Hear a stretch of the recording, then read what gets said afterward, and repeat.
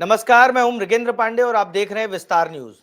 पिछले 3 दिन से छत्तीसगढ़ की पॉलिटिक्स में एक बहुत बड़ा मुद्दा गरमाया हुआ है और वो सीधे सीधे कांग्रेस से जुड़ा है, कांग्रेस की आंतरिक राजनीति से जुड़ा है।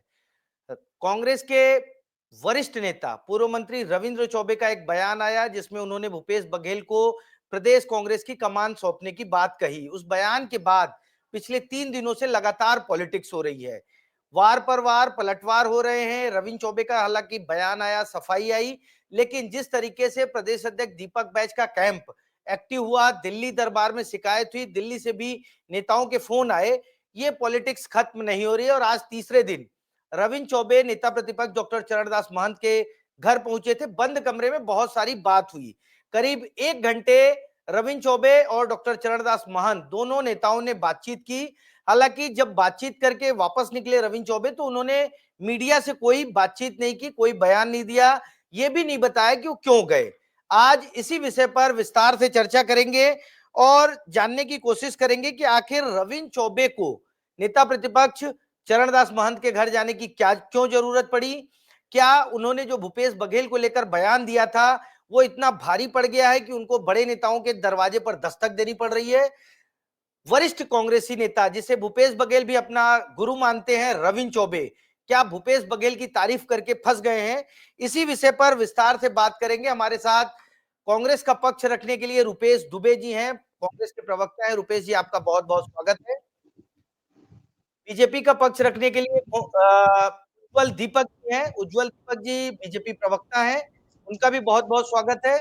और हमारे पत्रकार साथी कोमन साहू जुड़ेंगे जो इस पूरे मामले को, इस पूरी खबर को लगातार चेस कर रहे हैं। आज भी वो नेता प्रतिपक्ष के बंगले पहुंचे थे, हालांकि रविंद्र चौबे ने कोई बयान नहीं दिया।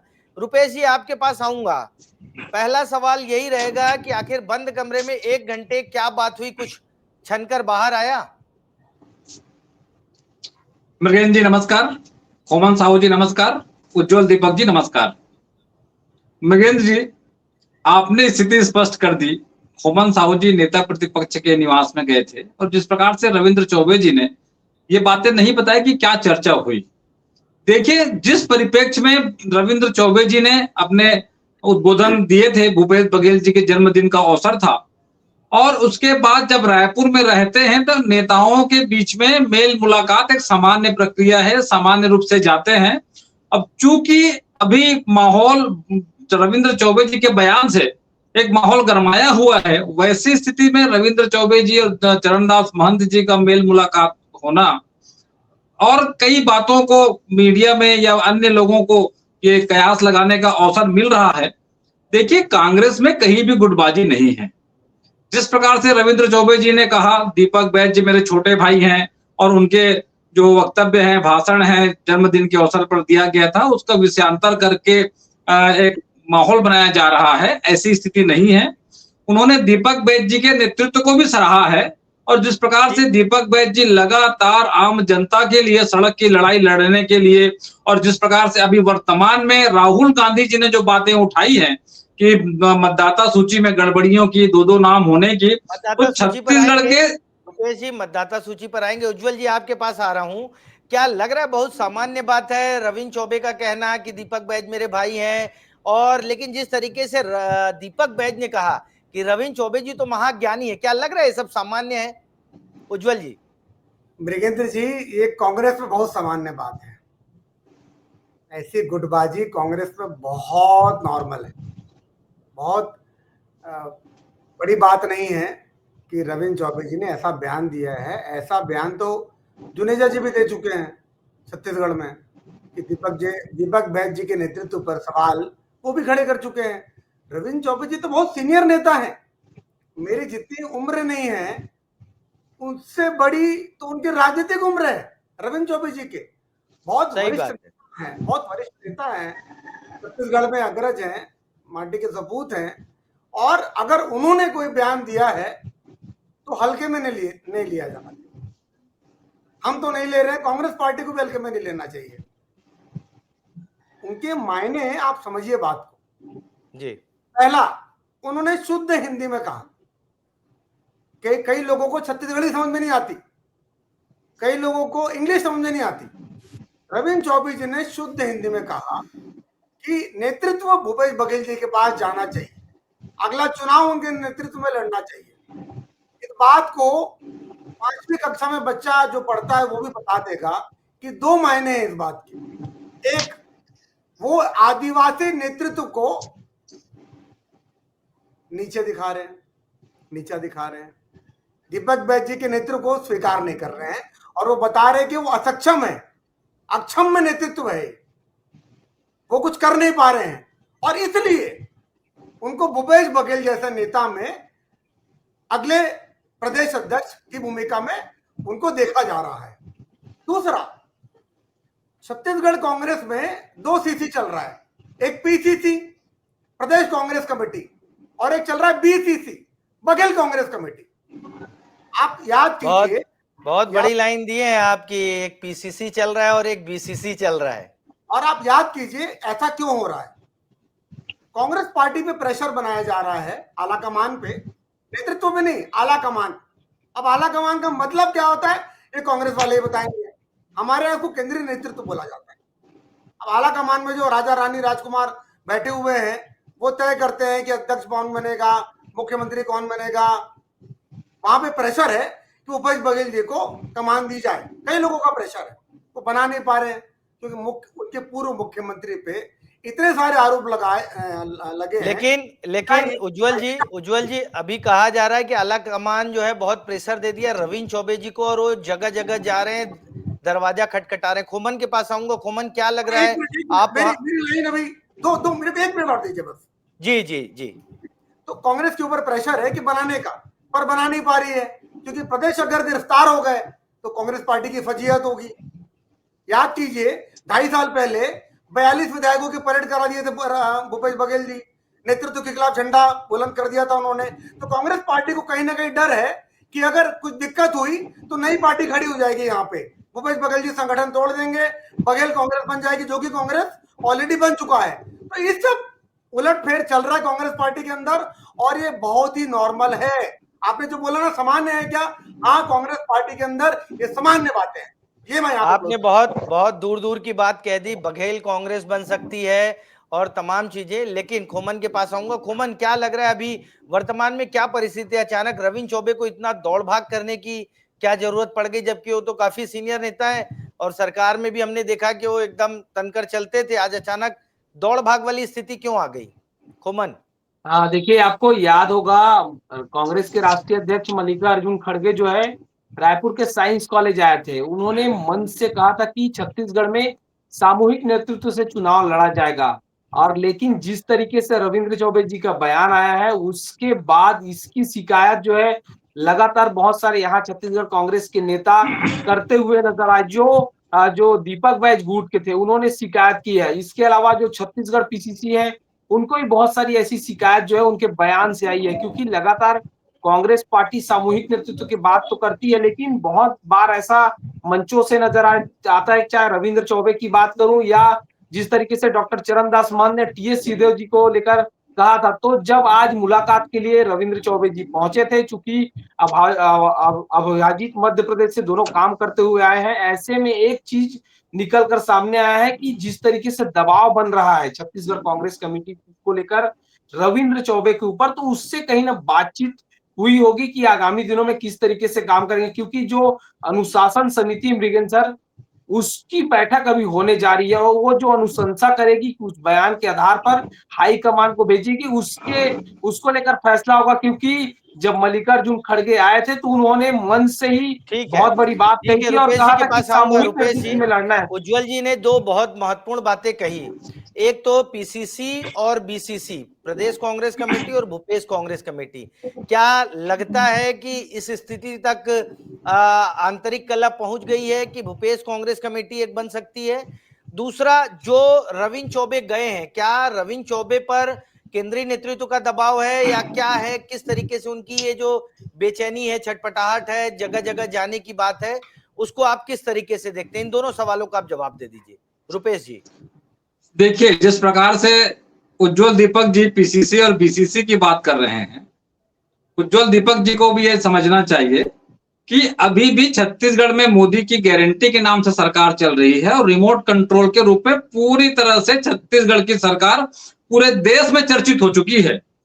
दो मंत्रियों के गठन के लिए किस प्रकार से उनको पापड़ बेलने पड़े भाजपाइयों को, और उसके बाद प्रदेश अध्यक्ष को तो शपथ ग्रहण के पूर्व एक पूर्व संध्या में जब मीडिया से बात कर रहे हैं तो बोले देखिए आगे आगे होता है क्या, इस प्रकार के वक्तव्य प्रदेश भाजपा के अध्यक्ष ने दिया था।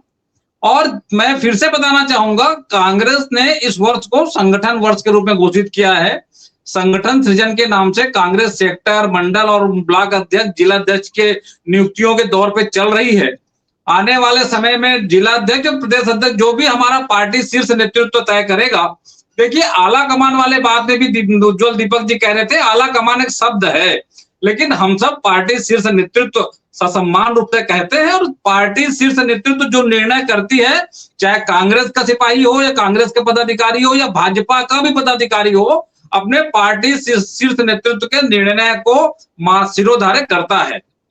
कहीं गुटबाजी नहीं है। जिस प्रकार से रुपेश जी आपने जो पीसीसी और डीसीसी है, क्या ऐसी संभावना है कि जिस तरीके से भूपेश बघेल का नाम सामने आ रहा है और अगर केंद्रीय नेतृत्व दीपक बैच को कंटिन्यू करती है या किसी और नेता को, तो भूपेश कांग्रेस कमेटी बन सकती है छत्तीसगढ़ में? ऐसी कोई संभावना आपको नजर आ रही है? क्योंकि बीजेपी के लोग तो अब कहना शुरू कर दिए हैं। देखिए, बीजेपी तो हमारी विपक्षी पार्टी है, तो वो तो तिल का ताड़ बनाने में अपनी मास्टर है, व्हाट्सएप यूनिवर्सिटी है उनके पास। लेकिन भूपेश बघेल जी अनेक मंचों में और सार्वजनिक स्थानों में, सार्वजनिक मंच में भी दीपक बैच जी के कुशल नेतृत्व को सराहा है। दीपक बैच जी प्रदेश अध्यक्ष हैं, उनके नेतृत्व को भी भूपेश बघेल जी ने स्वीकार किया है। वर्तमान परिस्थिति में जिस प्रकार से हमारे चारों नेता, दीपक बैच जी बस्तर क्षेत्र में कमान संभाले हुए हैं, साथ साथ पूरे प्रदेश में वो दिशा निर्देश दे रहे हैं, पार्टी संगठन उनके निर्देशों का पालन कर रही है, भाजपा के प्रत्येक अनैतिक और आम जनता के हितों के विपरीत निर्णय पर संघर्ष कर रही है।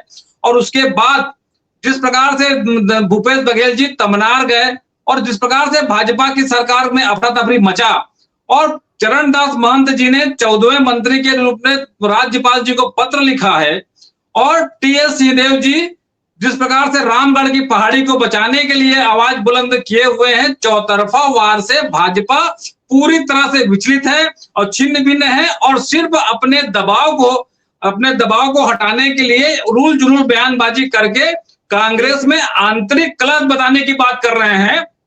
कांग्रेस में कई आंतरिक कलह नहीं है, कांग्रेस में कलेक्टिव नेतृत्व है, कांग्रेस में संवेद नेतृत्व है और निश्चित रूप से भाजपा की जो अनैतिक कार्य है, अनैतिक जनता हित विरोधी निर्णय है, उनका सामूहिक नेतृत्व में मजबूती से विरोध करके छत्तीसगढ़ सरकार को बैकफुट पे लाने का काम कर रहे हैं। सामूहिक नेतृत्व में कांग्रेस काम कर रही है, लेकिन नेता अपने अपने गुट को आगे बढ़ाने की बात कर रहे हैं। उज्जवल दीपक जी, क्या लगता है कि कांग्रेस जो है सामूहिक नेतृत्व में काम कर रही है जैसा रुपेश जी कह रहे हैं? दूसरा महत्वपूर्ण सवाल, रविंद्र चौबे इतने सीनियर नेता होने के बाद क्या दीपक बैच का कैंप इतना दबाव बना दिया है कि रविंद्र चौबे को दर दर कुंडी खटखटाना पड़ रहा है, दरवाजा खटखटाना पड़ रहा है कि मुझे बचाओ मुझे बचाओ? उज्जवल जी बात का जवाब दूंगा महेंद्र जी। कांग्रेस का सामूहिक नेतृत्व सामूहिक रूप से कांग्रेस को डुबोने की पूरी प्लानिंग में लग गया है। विरोधाभास देखिए इनके बयानों में, सामूहिक नेतृत्व है पर सामूहिक रूप से इकट्ठे नहीं हो पा रहा है, अलग अलग काम कर रहे हैं चारों दिशाओं में, कोई सरगुजा में, कोई बस्तर में, कोई कहीं, चारों एक मंच में नहीं आ पा रहे हैं। एकजुटता की जो बात मल्लिकार्जुन खड़गे जी ने की थी उसका पालन तो नहीं हो रहा। और मैंने कहा ना, कांग्रेस में बहुत ही सामान्य है, यहाँ पर गुटबाजी चरम पे रहती है, नेता विद्रोह करते हैं। मैं आपको जो बात बता रहा था, आपने टोक किया था 2.5 साल पहले जब भूपेश बघेल जी ने परेड कराई थी 42 विधायकों के राहुल गांधी जी के निर्णय के खिलाफ, उस समय जब पार्टी टूटने की बात निकली थी तो राहुल गांधी समेत पूरे आला कमान ने घुटने टेक दिए थे भूपेश बघेल जी के सामने कि पार्टी टूट जाएगी, ये मैसेजिंग की थी। और इस कारण टीएस सिंहदेव जी को जो वादा किया गया था फॉर्मूले वाला, वो छूट गया। उस दिन से लेकर आज तक कहीं ना कहीं आला कमान को भूपेश बघेल से बहुत दिक्कत है, क्योंकि उन्होंने पार्टी का आदेश मानने से मना कर दिया गया था। एक ऐसी ताकत बन गए प्रदेश कांग्रेस में जिनको ना निगलते बन रहे ना उगलते बन रहा है। दूसरा एक और बात है, उनके हालिया बयान को लेकर मैं बोलना चाहूंगा, कहीं ना कहीं मानसिक स्थिति डावाडोल हुई है कांग्रेस के बड़े नेताओं की। जो उलझुल और बयान, क्योंकि सहानुभूति मेरी है उनके प्रति। अभी जेल के अंदर है, शराब, नकली शराब और वो बनाने केस में उनके पिताजी भी अंदर हुए थे कुछ साल पहले, उन्होंने खुद ही किया था। उनका भी ठिकाना नहीं कि कब से, क्योंकि आधी कांग्रेस बेल पे और जेल पे चल रही है। उनके जो विश्वस्त अधिकारी थे वो जेल और बेल पे चल रहे हैं, ठीक है। तो ना ये दिक्कतें कांग्रेस आलाकमान के सामने हैं। तो कांग्रेस आलाकमान ये चाहता है कि पंजाब पे ध्यान केंद्रित करें, वो कर नहीं रहे हैं। वो सारा समय छत्तीसगढ़ में बिताते हैं। यहाँ पर दीपक बैज जी की नाक में उन्होंने दम कर रखा है। दीपक बैज जी चाहते हैं पंजाब में रहें, हमारी पायलट को शिकायत करते रहते हैं। आंतरिक मीटिंग में भी छन के खबरें आई थी, ऐसा ही हुआ था। उससे बड़ी बात यह है, आदिवासी नेतृत्व जो है दीपक बैज जी का, वो एक जाति संघर्ष में परिवर्तित होता नजर आ रहा है कांग्रेस पार्टी के भीतर। जो ओबीसी वर्ग के जो नेता हैं, जो सवर्ण समाज के नेता हैं, कहीं ना कहीं एक आदिवासी नेता, युवा नेता के नेतृत्व को नहीं हजम कर पा रहे हैं। इस कारण साजिशें रची जा रही है। और ये मेरा दावा है आपके चैनल से, आज की डेट और समय याद रख लीजिएगा, चुनाव के पहले दीपक बैज आज आप लिख के रख लीजिए, स्क्रीनशॉट। ठीक है उज्जवल जी, मैं कर रहा हूं यहां से। ठीक है उज्जवल जी, आपने बहुत सारे आरोप लगाए। रुपेश जी, पहले आपसे जवाब ले लूंगा, फिर खोमन के पास आऊंगा। क्या उज्जवल दीपक ने जो आरोप लगाए हैं उससे आप कितने सहमत हैं? देखिए, रुपेश जी, थोथा चना बाजे घना, ये भाजपा की परिणति बन चुकी है। छत्तीसगढ़ में आम जनता के लिए काम करने में असफल भाजपा की सरकार, मैं फिर से कहना चाहूंगा, बार बार जिस प्रकार से उज्जवल दीपक जी, टीएस सिंहदेव जी और भूपेश बघेल जी के दिल्ली परेड की बातें कर रहे हैं, ये तो कभी पार्टी नेतृत्व ने ऐसा कोई निर्णय नहीं लिया था। ना ही 2.5 साल के फार्मूले को टीएस सिंहदेव जी ने कहीं कहा था और ना ही भूपेश बघेल जी ने। ये भाजपा के मन मस्तिष्क की कुत्सित मानसिकता का ये एक अफवाह था। और जिस प्रकार से उज्जवल दीपक जी बात कर रहे हैं कि चैनल में स्क्रीनशॉट रख लीजिए, ये उनके सत्ता के अहंकार की बातें हैं। दीपक बैज जी के कुशल नेतृत्व को कांग्रेस का शीर्ष, कांग्रेस का प्रदेश का प्रत्येक पदाधिकारी, प्रत्येक नेता, प्रत्येक कार्यकर्ता, बूथ स्तर का कार्यकर्ता सिरोधार्य करके कांग्रेस के रीति और नीति में चलने की बात करती है। रही बात परिवर्तन की, तो परिवर्तन एक शाश्वत सत्य है। लगातार मैं फिर से कहना चाहूंगा, चूंकि कांग्रेस का पार्टी नेतृत्व अभी संगठन सृजन के तहत कार्य कर रही है, आने वाले समय में पार्टी का शीर्ष नेतृत्व जो भी निर्णय लेगा हम सबको सिरेधारी होगा। लेकिन भाजपा को कांग्रेस के आंतरिक मामलों में, संगठनात्मक ढांचों में टिप्पणी करने का नैतिक अधिकार नहीं है और अपने सत्ता के दम में ये बातें नहीं करनी चाहिए। चाहूंगा, आप लगातार कह रहे हैं कि हमारा संगठन सृजन कार्यक्रम चल रहा है, तो किस गुट के कितने जिलाध्यक्ष बनेंगे, इसका भी कुछ बाइफर्केशन हुआ है? कुछ दिया गया है कि आप 10 जिलाध्यक्ष बनवा लीजिए, आप 5, ऐसा कुछ बटा है, या फिर ओपन फोरम में फाइट होगी और जिलाध्यक्ष बनाए जाएंगे? मृगेंद्र जी, बार बार कांग्रेस में गुटबाजी है, ये बातें कहना कदापि उचित नहीं है। मैं आपकी बातों का विरोध नहीं कर रहा हूं, लेकिन देखिए, पार्टी में चाहे कांग्रेस हो या भाजपा हो, जिस प्रकार से भाजपा का शीर्ष नेतृत्व हो, भाजपा का प्रदेश नेतृत्व हो, जो व्यक्ति समर्थक होता है, कार्यकर्ता होता है, उनकी पार्टी के प्रति प्रथम आस्था होती है। उसके बाद वो अपने नेताओं के साथ, क्योंकि क्षेत्र, रुपेश जी, हमने देखा मध्य प्रदेश में जिस तरीके से जिलाध्यक्ष बनाए गए और सिर्फ फुटौल शुरू हुई जीतू पटवारी के नेतृत्व पे, और उनके नेतृत्व पर सवाल भी खड़े हुए, जबकि छत्तीसगढ़ की तुलना में जीतू पटवारी को जो है लोग ज्यादा पसंद कर रहे हैं, ऐसा बोला जा रहा है। मध्य कांग्रेस के लोग ही ऐसा बोलते हैं। लेकिन जिस तरीके से जिलाध्यक्ष बनने के बाद सिर्फ फुटौल हुई, उस पर मेरा सवाल था कि क्या छत्तीसगढ़ में तो ऐसा नहीं होगा कि आपस में ही भिड़ जाएंगे लोग अपने अपने लोगों को जिलाध्यक्ष बनवाने के लिए? मृगेंद्र जी, पार्टी शीर्ष नेतृत्व ने जो दिशा निर्देश और संगठन सृजन के कार्यक्रम घोषित किए हैं, उसमें स्थानीय स्तर पर, सेक्टर स्तर पर, मंडल स्तर पर, ब्लॉक स्तर पर, जिला स्तर पर जो हमारे कांग्रेस के पदाधिकारी हैं, कांग्रेस उस क्षेत्र में प्रदेश पदाधिकारी हैं, और कांग्रेस के जितने भी संगठन के कार्यकर्ता हैं, पदाधिकारी हैं, उनके बीच से एक रायशुमारी होगी। और रायशुमारी होने के बाद सामूहिक नेतृत्व में यदि सहमति बन जाती है तो एक नाम आएगा, यदि नहीं बनती है तो नामों के पैनल आएंगे। लेकिन जिस प्रकार से देखिए गुटबाजी हो रही है या क्या आंतरिक कला हो रहा है, ये हम सबको स्थानीय स्तर पर बैठक में तय करने का निर्देश पार्टी शीर्ष नेतृत्व ने दिया है। हमको उसी तर्ज पे काम करना है। ठीक है, खोमन के पास आऊंगा। खोमन, ये जो रविंद्र चौबे का मामला हो या इससे पहले हमने अमरजीत भगत को देखा, डॉक्टर चरणदास महंत को देखा, ये क्या कांग्रेस की आंतरिक गुटबाजी नहीं दिखाती? क्या सीधे सीधे एक आदिवासी नेतृत्व, आदिवासी नेता को ये लोग चैलेंज करते नजर नहीं आ रहे? क्योंकि ये पिछली सरकार में ताकतवर व्यक्ति थे, सभी लोग जो जिनके बयान आ रहे हैं, और जो अभी उस ताकत को, जो प्रदेश अध्यक्ष की ताकत है, उसको अपने खेमे में लाना चाहते हैं। ऐसा नहीं लगता खोमन? देखिए, दो तीन चीजें हैं इसमें। सबसे पहला चीज तो यही है, जिस तरीके से कांग्रेस पार्टी में गुटबाजी की बात होती है, और यही कारण है कि सत्ता में जो हार हुई है कांग्रेस पार्टी की, क्योंकि जिस तरीके से 2.5 साल वाला जो मसला चला है, पूरे प्रदेश जानता है कि किस तरीके से टीएस सिंहदेव और भूपेश बघेल इसको लेकर लड़ाई लड़ते थे, और यही हार का सबसे बड़ा कारण था, क्योंकि कार्यकर्ता जो है निराश हो गए थे। दूसरा सबसे बड़ा चीज यही है, जिस तरीके से 3 साल बचे अभी छत्तीसगढ़ में विधानसभा चुनाव को, और अभी से जिस तरीके से टीएस सिंहदेव का बयान सुन लीजिए आप, और रविंद्र चौबे का बयान सुन लीजिए, इसके बावजूद इसकी इतर अगर बात की जाए तो हाईकमान ये कहता है कि सामूहिक नेतृत्व पर चुनाव लड़िए, लेकिन जिस तरीके से नेताओं के बयान सामने आ रहे हैं, सबसे बड़ा चीज तो यही है कि कांग्रेस पार्टी को कांग्रेस के नेता ही हराते हुए नजर आएंगे, क्योंकि जिस तरीके से गुटबाजी होती है, ऐसे में जो कांग्रेस के नेता है और जो आम जनता ये सब चीजों को देखती है, मृगेंद्र जी, तो थोड़ा सा विश्वास करने में दिक्कत होती है। लेकिन अगर कांग्रेस पार्टी को चुनाव जीतना है 2028 का, तो सबसे पहले तो एक होना पड़ेगा, क्योंकि लगातार ये चीज देखी जाती है अलग अलग मंचों से। कांग्रेस एक होगी या नहीं 2028 के चुनाव? उज्जवल जी, आपके पास आऊंगा।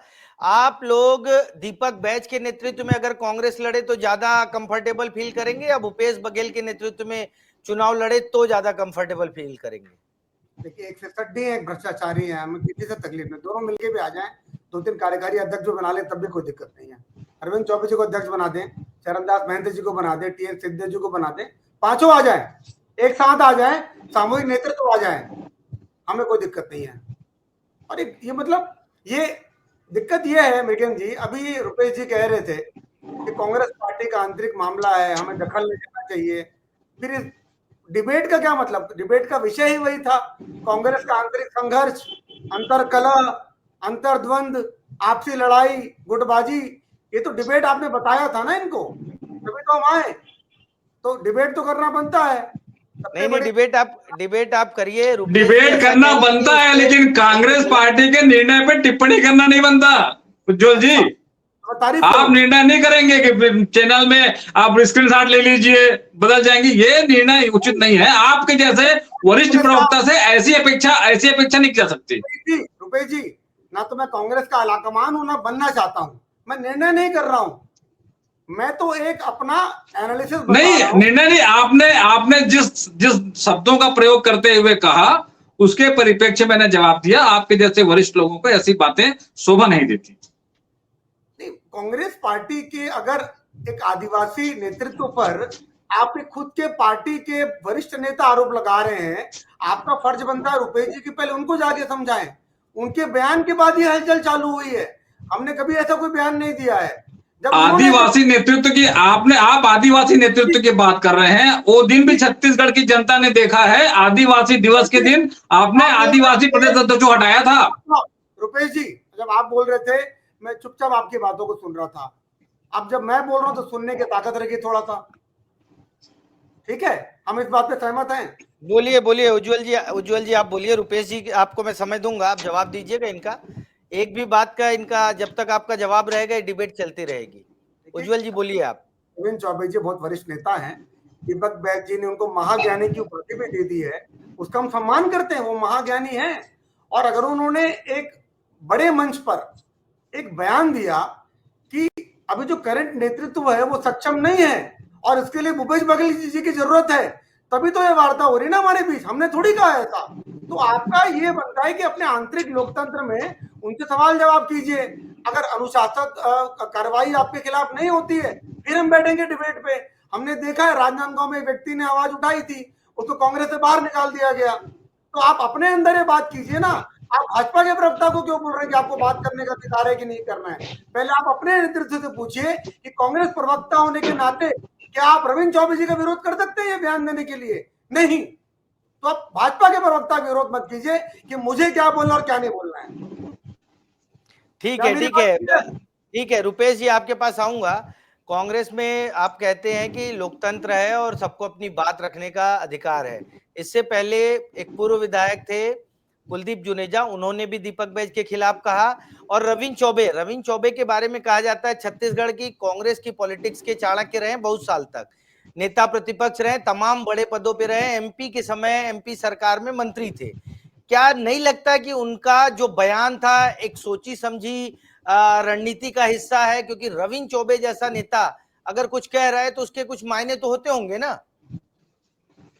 निश्चित रूप से मगेन जी, रविंद्र चौबे जी ने भूपेश बघेल जी के जन्मदिन के मंच से जो बातें कही, उसके बाद उनका स्पष्टीकरण भी आज सभी समाचार पत्रों में और सार्वजनिक रूप से है, पब्लिक डोमेन में है कि उन्होंने किस परिप्रेक्ष्य में और किस किस प्रकार की बातें कही। उसके बाद जब जिसने जिसने वक्तव्य कहा, जिसने वक्तव्य दिया और उनके बाद उनकी वो बातें क्लियर हो गई, तो उसके बाद हमको उसमें बोलने के लिए कहीं कोई बात रखी नहीं जाती। और रही बात यदि पार्टी हाईकमान की जिस प्रकार से बातें की जा रही है, तो पार्टी शीर्ष नेतृत्व इन सब बातों पर भी आकलन करेगा। मैं तो सिर्फ उज्जवल दीपक जी के इस बात को कहना चाह रहा था कि वे बार बार आदिवासी नेतृत्व को स्वीकार नहीं कर रहे हैं, तो मतलब आप भाजपा मान को उस रहे हैं बात को कि ध्यान रखना चाहिए। मतलब आप मान रहे हैं कि रविंद्र चौबे का जो मामला है या दीपक बैज ने उनकी जो शिकायत की उस पर कुछ न कुछ होगा, कुछ कार्रवाई होगी? नहीं देखिए, दीपक बैज जी ने रविंद्र चौबे जी के बयान के बाद जो बातें कही, और चूंकि मैं फिर से कहना चाहूंगा, यदि कोई पार्टी में अनुशासनहीनता की बात है या जिस प्रकार की नोटिस देने की बात है, कुलदीप जुनेजा जी ने कहा था उनको नोटिस दिया गया था। अब पार्टी का शीर्ष नेतृत्व है, प्रदेश नेतृत्व है और पार्टी में अनुशासन समिति है, वो उस पर जो समसामयिक विषय में और जो उचित कार्रवाई करने का उनको लगेगा, उसके संबंध में पार्टी आगे बढ़ेगी। मैं फिर से एक बात कहना चाह रहा था, बार बार उसमें हो जा रहा है, बार बार दीपक उज्जवल जी हमारे आदिवासी नेतृत्व के बारे में कह रहे थे, तो दीपक भाजपा ने भी आदिवासी दिवस के दिन विष्णुदेव साय जी को प्रदेश अध्यक्ष के पद से हटाया था। उसका पश्चाताप देखिए, चूंकि आपने आदिवासी शब्द को उपयोग किया था, जातीय बात करी थी, इसलिए इस बात को कहना, रेखांकित करना जरूरी है। उसी का पश्चाताप भाजपा कर रही है। और जिस प्रकार से जिस विष्णुदेव साय जी की सरकार चल रही है, हम सब जान रहे हैं, वो विशेषाधिकार का भी उपयोग नहीं कर पा रहे हैं। ऐसी स्थिति में भाजपा को कांग्रेस के आंतरिक मामलों में दखलंदाजी नहीं करना चाहिए। भूपेश बघेल जी के जन्मदिन के अवसर का जो आयोजन था, उस मंच में रविंद्र चौबे जी ने कहा, उसके बाद रविंद्र चौबे जी का बयान आया है। इसके बाद ये मामला यद्यपि मीडिया के लिए हो सकता है, लेकिन भाजपा को कम से कम ऐसे मामलों से दूरी बनाना चाहिए। ठीक है उज्जवल जी, आप जवाब दे लीजिए, फिर आगे बढ़ते हैं। मेघेंद्र जी, आपको एक बड़ी रोचक बात बताना चाहता हूं मैं। ये विशेषाधिकार की बात कर रहे थे हमारे मुख्यमंत्री के, भाजपा के मुख्यमंत्री के माननीय विष्णुदेव साय की, मंत्रियों के गठन की बात कर रहे थे। आपको एक बात याद है कि इनके कार्यकाल के आखिरी साल में टीएस सिंहदेव जी को उप मुख्यमंत्री बनाया गया था। अब उप मुख्यमंत्री नियुक्त करने का अधिकार किसके पास रहता है? आपसे पूछ रहा हूं मुकेंद्र जी। उप मुख्यमंत्री बनाएंगे, है ना? आपको पता है आदेश कहां से जारी हुआ था? एसी वेणुगोपाल जी, जो कांग्रेस के संगठन मंत्री या ऑर्गेनाइजेशन सेक्रेटरी है शायद इनके संगठन में, अलग या मुझे करेक्ट कीजिए, राष्ट्रीय महासचिव संगठन है वो, राष्ट्रीय महासचिव संगठन है, उन्होंने जारी किया था कि छत्तीसगढ़ का उप मुख्यमंत्री कौन बनेगा। अब आप सोचिए किस अधिकार के तहत वो तय करेंगे कि छत्तीसगढ़ का उप मुख्यमंत्री कौन होगा। भाई संगठन के अगर सेक्रेटरी हैं तो संगठनात्मक नियुक्ति करेंगे, कांग्रेस के महासचिव और सचिव की नियुक्ति करेंगे। ये पार्टी हमें बताएगी कि विशेष अधिकार क्या होता है। जो मुख्यमंत्री अपना उप मुख्यमंत्री तय नहीं कर, क्योंकि उनकी इच्छा ही नहीं थी उनको बनाने की, जबरदस्ती उन पर थोपा गया था बिना किसी अधिकार के। इनके शासन में एक ऐसे मंत्री टीएस सिंहदेव जी, उन्होंने एक विभाग से इस्तीफा दिया था। भारतीय राजनीति के इतिहास में पहली बार ऐसा हुआ था, एक मंत्री ने मंत्री पद से इस्तीफा नहीं दिया, एक विभाग से इस्तीफा दिया, क्योंकि मुख्यमंत्री भूपेश बघेल ने प्रधानमंत्री आवास योजना बनाने में कोताही बरती थी, गरीबों को उनके हक का आवास नहीं दिया था। ये पार्टी हमें विशेषाधिकार बताएगी। लोकतंत्र और संविधान की बात करने वाली पार्टी, आपातकाल लगाने वाली पार्टी हमें बताएगी कि लोकतंत्र और संविधान क्या होता है। मुझे तो शर्म आती है कांग्रेस पार्टी और उनके प्रवक्ताओं पर। ऐसे बयान देने के पहले कॉलर के अंदर झांक के क्यों नहीं देख लेते, गिरेबान के अंदर झांक के क्यों नहीं देख लेते, क्या इतिहास रहा है, क्या रीति नीति चाल चरित्र चेहरा रहा है, और ये हमको सिखाएंगे संविधान, लोकतंत्र, ये सब बातें हमें इनसे देखनी पड़ेगी। ठीक है, ठीक है, ठीक है। उज्जवल जी, एक फाइनल कमेंट लूंगा। खोमन, आपका आगे क्या होगा इस पूरे मामले में, क्योंकि रविंद्र चौबे जिस तरह से विचलित नजर आ रहे हैं और दीपक बैज जिस तरह से एग्रेसिव नजर आ रहे हैं, क्या लगता है आगे क्या हो सकता है इस पूरे मामले में? खोमन। देखिए, जितनी शिकायत पहुंचनी थी हाईकमान के पास, पीसीसी के पास, उतना जो शिकायत है वो पहुंच चुका है। अब कुछ दिनों में आपको देखने को मिलेगा अनुशासन समिति की छत्तीसगढ़ में बैठक होगी कांग्रेस कमेटी की। उसके बाद वो अनुशंसा करेगी, बयानों को आधार पर लगातार वरिष्ठ नेताओं की जो समिति के सदस्य है उनसे चर्चा करेगी। चर्चा करने के बाद हाईकमान को भेजा जाएगा और हाईकमान ने जैसे ही पहले कह दिया था कि सामूहिक नेतृत्व में चुनाव लड़ा जाएगा, सामूहिक नेतृत्व में कांग्रेस पार्टी छत्तीसगढ़ में चलेगी। लेकिन जिस तरीके से रविंद्र चौबे जी का बयान आया है, जो सूत्र बता रहे हैं कि उनको कारण बताओ नोटिस जारी किया जाएगा, ताकि एक संदेश जाए कि पूरे प्रदेश कांग्रेस कमेटी के जो भी पदाधिकारी है वो भरे मन से अलग अलग मंचों से जिस तरह के बयान देते हैं वो इस तरीके के मन से बयान ना दे। इस तरीके के संदेश कांग्रेस पार्टी देना चाहती है और यही कारण है कि जो सुगबुगाहट हो रही है, जो बैठकें हो रही है, जो चर्चाएं हो रही है, वो इसीलिए हो रही है। जी ठीक है, तो सामूहिक नेतृत्व का ये मतलब नहीं होता है कि आप जो है जो वर्तमान प्रदेश अध्यक्ष है उस पर ही सवाल खड़ा कर दें या उस कुर्सी पर किसी और को बिठाने की बात करें। कांग्रेस के वरिष्ठ नेताओं का अगर बयान आता है तो चर्चा करना जरूरी है, उस पे भाजपा का पक्ष लेना या फिर पत्रकार के रूप में अपने साथी का पक्ष लेना हमारा दायित्व बनता है। आज की चर्चा रविंद्र चौबे की जो मुलाकात हो रही है, चाहे वो डॉक्टर चरण दास महंत से है या और बड़े नेताओं से, उस पर केंद्रित थी। और कुल मिलाकर ये नजर आने लगा है, जो राजनीतिक गलियारे में चर्चा है, कि रविंद्र चौबे कहीं ना कहीं विचलित हैं अपने उस भाषण से, अपने उस बयान के बाद से, और जिस तरीके से दीपक बैज एग्रेसिव होकर पूरे मामले को लेकर आगे बढ़ रहे हैं, आलाकमान तक जा रहे हैं, वो बता रहा है कि रविंद्र चौबे के लिए कुछ न कुछ मुश्किलें बढ़ सकती हैं। आज की चर्चा में शामिल होने के लिए आप सभी का बहुत बहुत धन्यवाद। कल किसी और विषय को लेकर एक बार फिर हाजिर होंगे। नमस्कार।